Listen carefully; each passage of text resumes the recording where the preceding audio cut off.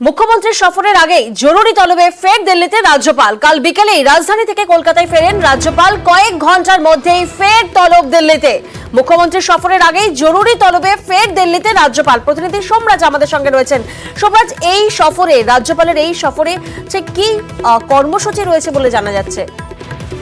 দেখো, যেটা সূত্র মারফত খবর যে গতকাল বিকেলেই দিল্লি থেকে ফিরেছিলেন, কলকাতায় ফিরেছিলেন রাজ্যপাল সিভি আনন্দ বোস এবং তার কয়েক ঘন্টার মধ্যেই ফের জরুরি তলবে আজ দিল্লি গেলেন রাজ্যপাল সিভি আনন্দ বোস। এবং যেটা সূত্র মারফত জানা যাচ্ছে, কেন্দ্রীয় স্বরাষ্ট্রমন্ত্রী অমিত শাহের সঙ্গে সাক্ষাতের সম্ভাবনা রয়েছে রাজ্যপালের। দেখো, গতকাল বিকেলে ফেরার পরেই ফের জরুরি তলবে দিল্লিতে গেলেন রাজ্যপাল এবং মুখ্যমন্ত্রী মমতা বন্দ্যোপাধ্যায়ও দিল্লি যাচ্ছেন। সেই সময়ের মধ্যেই রাজ্যপালও দিল্লিতে যাচ্ছেন। নিঃসন্দেহে যা প্রশাসনিকভাবে যথেষ্টই গুরুত্বপূর্ণ রয়েছে এবং শুধু তাই নয়, এই সফরে রাষ্ট্রপতির সঙ্গেও তার সাক্ষাৎ হতে পারে। তুমি জানো যে কাল যখন দিল্লিতে ফিরলেন, অর্থাৎ এর আগের দিল্লি সফরে উপরাষ্ট্রপতি জগদীপ ধনখড়ের সঙ্গেও তার সাক্ষাৎ হয়েছে। ফলত সেই জায়গার দিক থেকে এবারের দিল্লি সফর রাজ্যপালের যথেষ্টই গুরুত্বপূর্ণ হতে চলেছে বলে প্রশাসনিক মহল মনে করছে। যেখানে গতকাল বিকেলেই তিনি দিল্লি থেকে ফিরে আসার পর ফের জরুরি তলবে দিল্লি গেলেন। আজ সকালের বিমানে তিনি দিল্লি চলে গেছেন এবং ইতিমধ্যে দিল্লি পৌঁছে গিয়েছেন। দিল্লিতে পৌঁছেই তিনি নর্থ ব্লকে যাবেন, তেমনটা এখনো পর্যন্ত সূত্র মারফত জানা যাচ্ছে। ফলত মুখ্যমন্ত্রী সফরের মধ্যেই রাজ্যপালের দিল্লি সফর নিঃসন্দেহে গুরুত্বপূর্ণ হতে চলেছে বলেই মনে করছে প্রশাসনিক মহল। বেশ।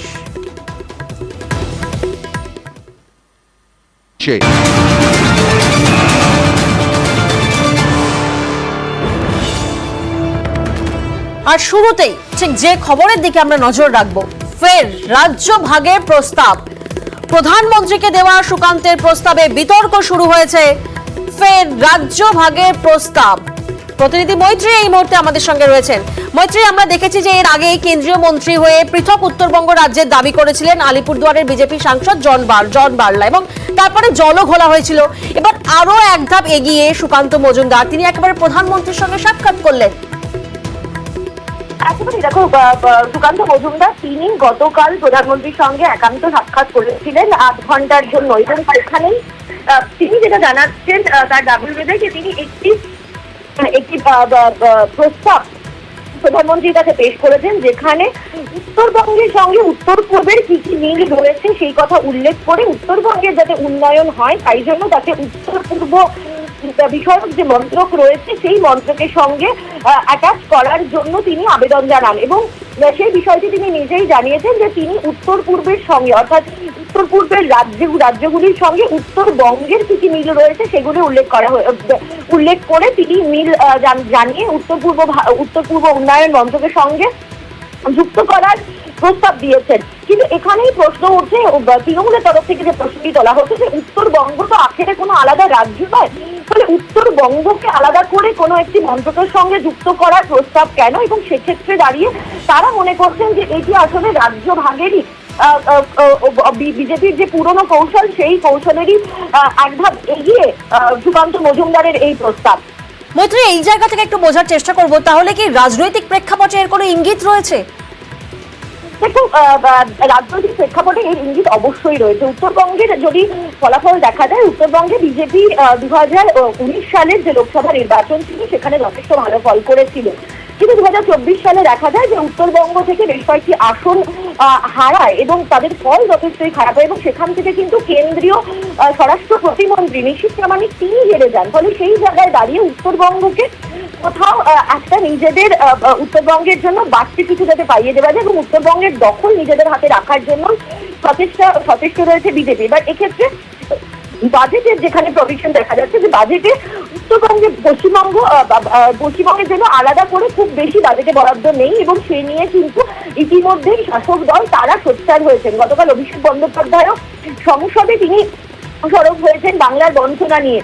ফলে সেই জায়গায় দাঁড়িয়ে বিজেপির যারা সাংসদরা রয়েছেন তারা কিছুটা হলেও কোণঠাসা। ফলে সেখানে থেকে যদি উত্তরবঙ্গের জন্য বাড়তি কিছু পাওনা আনিয়ে দেওয়া যায় এবং যেহেতু উত্তর পূর্ব উন্নয়ন মন্ত্রকের এমওএ সুকান্ত মজুমদার নিজে, ফলে সেখানে দাঁড়িয়ে এবং উত্তর পূর্বের জন্য বেশ কিছু টাকা এবার বাজেটে বরাদ্দ হয়েছে। ফলে সেই বাজেট থেকে যদি কিছু টাকা উত্তরবঙ্গের জন্য আনিয়ে দেওয়া যায় ফলে সেখানে দাঁড়িয়ে উত্তরবঙ্গ তারা সক্ষম হবেন যে বিজেপি তারা যে জায়গায় ছিলেন এবং তারা উত্তরবঙ্গের মানুষদের জন্য তারা অনেক বেশি তারা সচেতন এবং তারা উত্তরবঙ্গের মানুষের উন্নয়ন চাইছেন, কিন্তু তৃণমূল এই গোটা বিষয়টিকে রাজ্য ভাগের ইঙ্গিতেই কিন্তু তারা দেখছেন। একেবারে উত্তর পূর্বের সঙ্গে উত্তরবঙ্গ মেশানোর প্রস্তাব সুকান্তর, ঘুরপথে রাজ্য ভাগের চক্রান্তের অভিযোগ তৃণমূলের।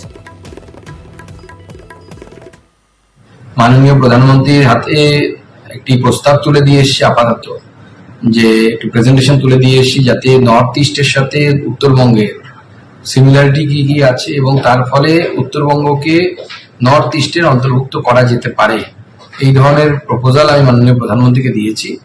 এবার মাননীয় প্রধানমন্ত্রী তার বিচার করবেন এবং আগামী দিনে যদি নর্থ ইস্টের সাথে উত্তরবঙ্গ যুক্ত হয়, উত্তরবঙ্গ পশ্চিমবঙ্গের অংশ হিসেবে নর্থ ইস্টের সাথে যদি যায়, তাহলে পরে স্বাভাবিকভাবে উত্তরবঙ্গে কেন্দ্রীয় যে প্রকল্পগুলো আছে সেই প্রকল্পের টাকা অনেক বেশি পরিমাণে পাওয়া যাবে এবং তার সাথে সাথে এই এলাকা অনুন্নত এবং এলাকার উন্নয়ন হবে।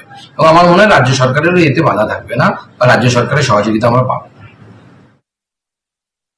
সুকান্ত মজুমদার প্রধানমন্ত্রীর কাছে এই উত্তরবঙ্গ নিয়ে যেসব কথাবার্তা বলেছেন শোনা যাচ্ছে, এ তো সব আবার সেই একটা বিভাজন, ভেদাভেদ, বঙ্গভঙ্গ, এইসব উস্কানি, এইসব সুরসুরি।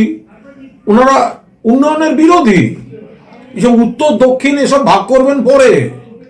বাংলাকে টাকা দেয়া যাবে না, বাংলার বকেয়া দেয়া যাবে না, 100 দিনের টাকা দেয়া যাবে না, আবাসের টাকা দেয়া যাবে না, এগুলো তো গর্ব করে দিল্লিকে বলে এসছেন এই সুকান্ত বাবুরা। আসলে ভোটে হারার দায়টা শুভেন্দু অধিকারীর ঘাড়ে চাপাবার জন্য নরেন্দ্র মোদীর সঙ্গে দেখা করেছেন এই সুকান্ত মজুমদার, আর বাইরে নজর ঘোরাবার জন্য, দলের ঝগড়া থেকে নজর ঘোরাবার জন্য এই ধরনের একটা বিতর্কিত বিষয় বাজারে ছেড়ে দিয়েছেন।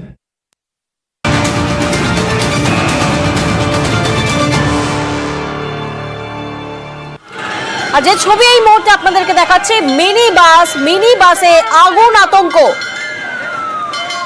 মিনি বাসে আগুন আতঙ্ক, বিরাটে বিবাদী বাগ রুটের বাসে ধোঁয়া, দেখুন ধোঁয়ায় ঢেকে গেছে মিনি বাস, সেখানে আগুনের আতঙ্ক। Central Avenue MG road crossing এর কাছেই এই ঘটনা ঘটে, যেখানে হঠাৎই ধোঁয়ায় ঢেকে যায় এবং আগুনের আতঙ্ক হয়। যাত্রীরা তখন নেমে আসে দ্রুত বাস থেকে, কারণ ধোঁয়া দেখতে পেয়েই বাস থামিয়ে নামানো হয় যাত্রীদের।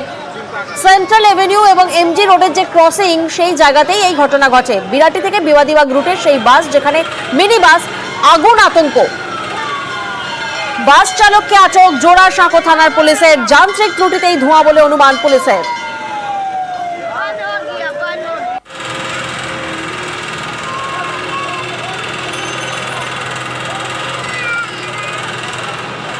একেবারে ধোঁয়ায় ঢেকে গেছে যে ছবি আপনারা দেখছেন, মিনি বাসের আগুন আতঙ্ক। বিরাটি থেকে বিবাদীবাগ রুটের এই বাস, মিনি বাস, সকাল সকাল অফিস যাওয়ার সময় এই ঘটনা।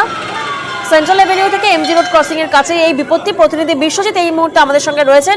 বিশ্বজিৎ, কিভাবে বা কেন এই ধোঁয়া বেরোচ্ছিল, কি জানা যাচ্ছে এবং সকল যাত্রীকে কি নিরাপদে নামানো সম্ভব হয়েছিল? একদমই একটা বড় সড়ো দুর্ঘটনার হাত থেকে রেহাই পাওয়া গেল বলা যায়, কারণ যাত্রী বোঝায় যে মিনি বাস, সেই মিনি বাস বিবাদীবাগ থেকে, যদিও সকালের দিকে বলে যাত্রী তুলনামূলকভাবে কম ছিল, বিরাটিগামী এই মিনি বাস যখন এমজি রোড ও সেন্ট্রাল এভিনিউ ক্রসিং এ আসে, তখনই ড্রাইভার দেখতে পান, চালক দেখেন যে ধোঁয়া বেরোচ্ছে গাড়ির ইঞ্জিন থেকে, এবং তখনই তিনি সমস্ত যাত্রীদেরকে সেখানে নামিয়ে দেন এবং বাসটিকে একটু এগিয়ে এনে মহাজিতি সদন মেট্রো স্টেশনের কাছাকাছি সেখানে গাড়িটিকে রাখেন এবং গাড়িটি স্টার্ট বন্ধ করতে পারছিলেন না। স্থানীয় যারা ড্রাইভার ছিলেন আশেপাশে, তারা ছুটে আসেন এবং ব্যাটারি তার খুলে শেষ পর্যন্ত সেই গাড়ি স্টার্ট বন্ধ করা হয় এবং তখন ধোঁয়াটা কিছুটা নিয়ন্ত্রণ আসে। প্রচন্ড ধোঁয়া হচ্ছিল। স্থানীয় বাসিন্দা যারা দেখছিলেন সেখানে উপস্থিত, তারা বলছেন প্রচন্ড ধোঁয়া গাড়ি থেকে বেরোচ্ছিল এবং সেই গাড়িকে দমকলের একটি ইঞ্জিন এসে সেই পরিস্থিতি নিয়ন্ত্রণে আসে। তবে কোনো হতাহতের কোনো খবর নেই। চালককে এই মুহূর্তে থানায় নিয়ে জিজ্ঞাসাবাদ করা হচ্ছে কি কারণে এই দুর্ঘটনা, এবং বাসটি জোড়াসাঁকো থানার পুলিশ আধিকারিক তারা এসে বাসটি পরীক্ষা নিরীক্ষা করছেন এবং তদন্ত করছে জোড়াসাঁকো থানার পুলিশ। বেশ।